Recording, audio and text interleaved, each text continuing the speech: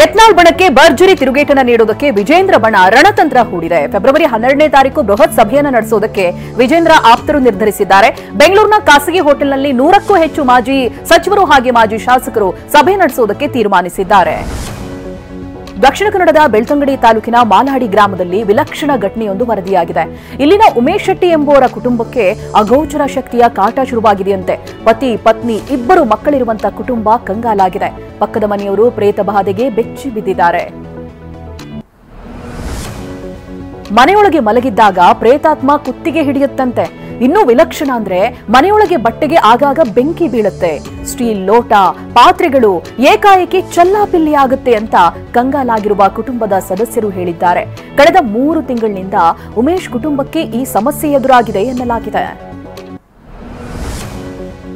ತನ್ನ ಪತ್ನಿಯ ಮೇಲೇನೆ ಕಣ್ಣು ಹಾಕಿದ್ದಂತ ಕಿಡಿಗೇಡಿ ಸ್ನೇಹಿತನ ಮೇಲೆ ವ್ಯಕ್ತಿಯೊಬ್ಬ ಹಲ್ಲೆ ನಡೆಸಿದ್ದಾನೆ. ತನ್ನ ಪತ್ನಿಗೆ ಮೆಸೇಜ್ ಮಾಡ್ತಾ ಸಂಪರ್ಕಕ್ಕೆ ಯತ್ನಿಸ್ತಾ ಇದ್ದಂತ ಕಿರಣ್ ಎಂಬಾತನಿಗೆ ಅರ್ಜುನ್ ಎಂಬಾತ ಹಲ್ಲೆ ಮಾಡಿದ್ದಾನೆ. ತಲಗಟ್ಟಪುರ ಗಾಣಿಗರ ಪಾಳ್ಯ ಸರ್ಕಲ್ನಲ್ಲಿ ಕುಡಿಯೋಣ ಬಾ ಅಂತ ಕರೆದು ಕಿರಣ್ ಮೇಲೆ ಲಾಂಗ್ ಬೀಸಿ ಹಲ್ಲೆಗೈದಿದ್ದಾನೆ. ಮಂಡ್ಯ ಜಿಲ್ಲೆಯ ಪಾಂಡವಪುರ ತಾಲೂಕಿನ ಸಣಬಾ ಗ್ರಾಮದಲ್ಲಿ ಪ್ರಭಾವಿ ಭೂಗಳ್ಳರಿಂದ ಸರ್ಕಾರಿ ಜಮೀನು ಕಬಳಿಕೆ ಆರೋಪ ಕೇಳಿ ಬರ್ತಾ ಇದೆ. ಒತ್ತುವರಿ ವಿರುದ್ಧವಾಗಿ ಗ್ರಾಮಸ್ಥರು ಧರಣಿ ಸತ್ಯಾಗ್ರಹವನ್ನು ನಡೆಸಿದ್ದು ಒತ್ತುವರಿಯನ್ನ ತೆರವುಗೊಳಿಸಿ ನಿವೇಶನ ರಹಿತರಿಗೆ ನಿವೇಶನ ಹಂಚಿಕೆಗೆ ಆಗ್ರಹಿಸಿದ್ದಾರೆ. ತುಮಕೂರು ಜಿಲ್ಲೆಯ ಮಧುಗಿರಿ ತಾಲೂಕಿನ ದೊಡ್ಡ ಹೊಸಳ್ಳಿ ಗ್ರಾಮದಲ್ಲಿ ಮನೆಯ ಬೀಗ ಮುರಿದು 70 ಗ್ರಾಂ ಒಡವೆ ಕಳ್ಳತನ ನಡೆಸಲಾಗಿದೆ. ಗ್ರಾಮದ ರಾಜಣ್ಣ ಎಂಬುವರ ಮನೆಯಲ್ಲಿ ಯಾರೂ ಇಲ್ಲದಂತ ವೇಳೆ ಕದೀಮರು ಕೈಚಳಕ ತೋರಿಸಿದ್ದಾರೆ. ಮನೆಯ ಬೀರುವಿನಲ್ಲಿದ್ದಂತ ಸುಮಾರು 70 ಗ್ರಾಂ ಚಿನ್ನದ ಒಡವೆ ಕದ್ದೊಯ್ದಿದ್ದಾರೆ.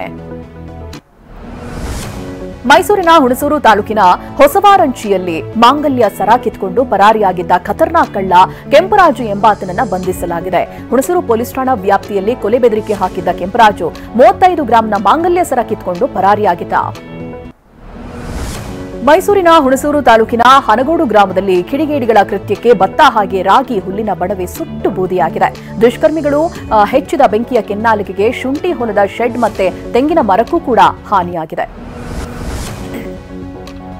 ಬಾಲಿವುಡ್ನ ದಿಗ್ಗಜ ನಟ ಅಮೀರ್ ಮತ್ತೆ ಶಾರುಖ್ ಖಾನ್ ಒಟ್ಟಿಗೆ ಕಾಣಿಸಿಕೊಂಡಿದ್ದಾರೆ. ಮುಂಬೈನಲ್ಲಿ ಜೊತೆಯಾಗಿ ಲವ್ ಯಾಪ ಸಿನಿಮಾವನ್ನ ವೀಕ್ಷಿಸಿದ್ದಾರೆ. ದಿಗ್ಗಜ ನಟರು ಒಟ್ಟಿಗೆ ನೋಡಿ ಅಭಿಮಾನಿಗಳು ಫುಲ್ ಖುಷಿಯಾಗಿದ್ದಾರೆ.